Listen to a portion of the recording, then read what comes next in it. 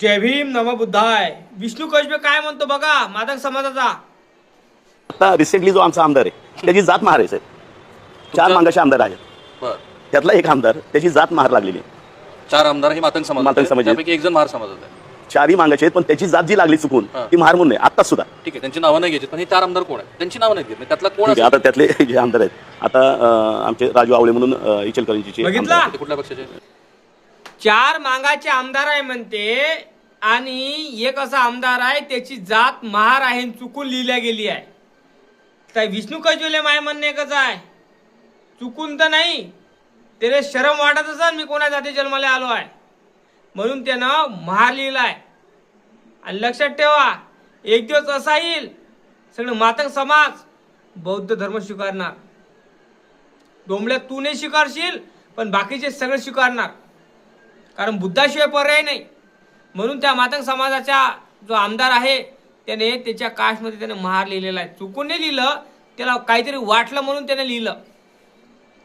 माझ्या बौद्ध बांधवांनो आणि माझ्या मातंग भावांनो, विष्णू कसबे सारखे काही लोक दलाल आहे, जातीमध्ये भांडण लावण्याचा प्रयत्न चालू आहे, अशा लोकांच्या मागे लागू नका.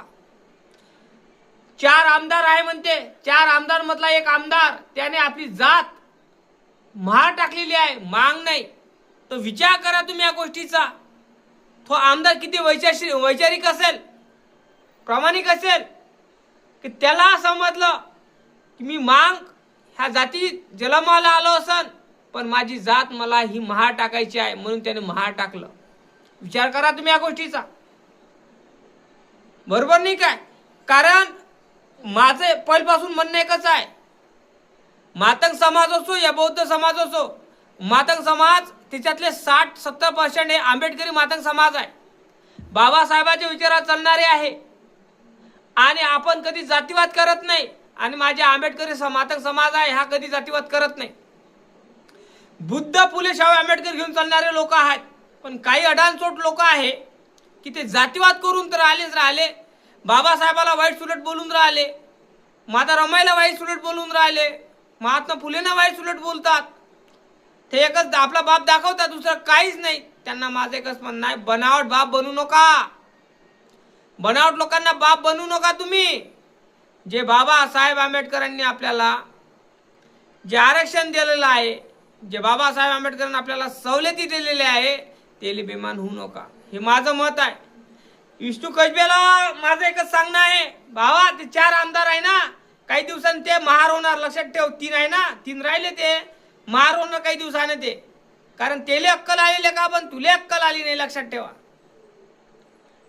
तेले अक्कल आली पण तुला अक्कल नाही आली. विष्णू कसबे, तू त्या आरएसएसच्या दलालचं तिथं भेटून आरएसएस वाले संग काय लढवलं काय नाही का, त्या एकनाथ शिंदेला म्हणून झालं असन मला पद द्या, मंत्रीचं एखादं पद द्या. मला काय वर्गीकरणाचं काही घेणं देणं नाही आहे, आरक्षणाचं काही घेणं देणं नाही आणि माता समाजाचं काही घेणं देणं नाही. म्हणजे तू पदासाठी लाचार आहेस एकनाथ शिंदे समोर. म्हणूनच एकनाथ शिंदेनं तुम्हाला सांगितलं असन मांग महाराज झगडे लावा, जेणेकरून मांग महाराज झगडे लावाल तेव्हा तुला आम्ही पद देऊ. काऊन पद देऊ? कारण मांग महाराज झगडे लावले. तुम्हालाही माहित आहे, हा जो महार समाज आहे आताचा बौद्ध हा एकनिष्ठ आहे आणि प्रगतिशील आहे, वैचारिक आहे, शिक्षण दृष्ट्यामध्ये मागास समोर गेलेला आहे. आणि हे आरएसएस वाले जेबीवाल्यांना घाबरतात. आरएसएसचा बाप जेबीवाले आहे, लक्षात ठेवा, कोणी नाही. इथला जो आरएसएस आहे ना हा जेबीवाल्यांनाच घाबरतात, दुसरा कोणालाच घाबरत नाही. त्या कारणामुळं जेबीवाले पासून ज्या 59 जाती आहेत, त्या 59 जातीमध्ये जेबीवाले एकच जागा एससीची म्हणजे महार. त्या महार जातीतील जे 58 जाती आहे यांचे झगडे कसे लागणार ह्या महार संघ ते हे सरकारला असं वाटते की ह्या महार संघ सगळ्यांचे झगडे लागले पाहिजे आणि हा एकटा पडला पाहिजे आणि याचं अस्तित्व खतम झालं पाहिजे.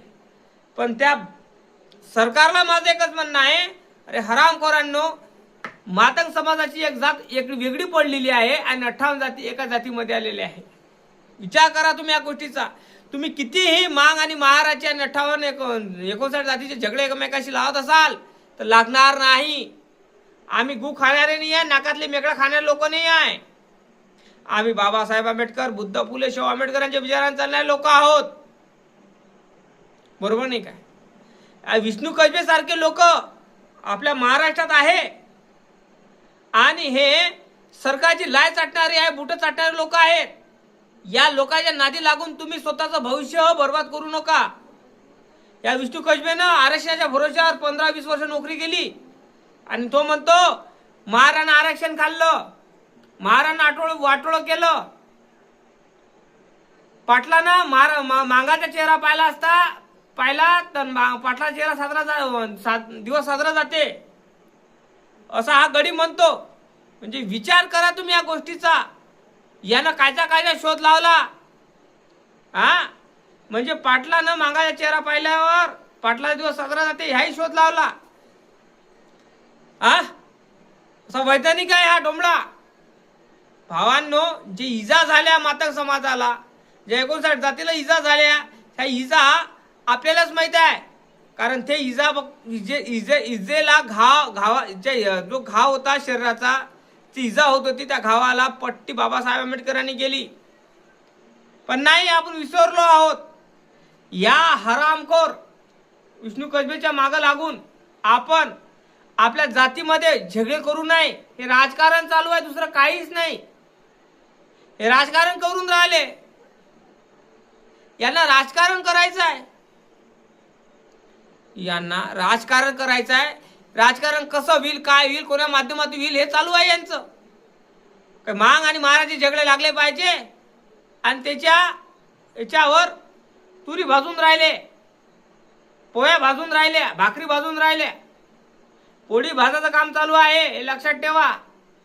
मांग आणि महाराजच्या झगड्यावर काही आहे RSSचे भळवे, काही मातंग समाजातील आहे जे नेते आहे, त्यांनी मांग आणि महाराजचे झगडे लावले.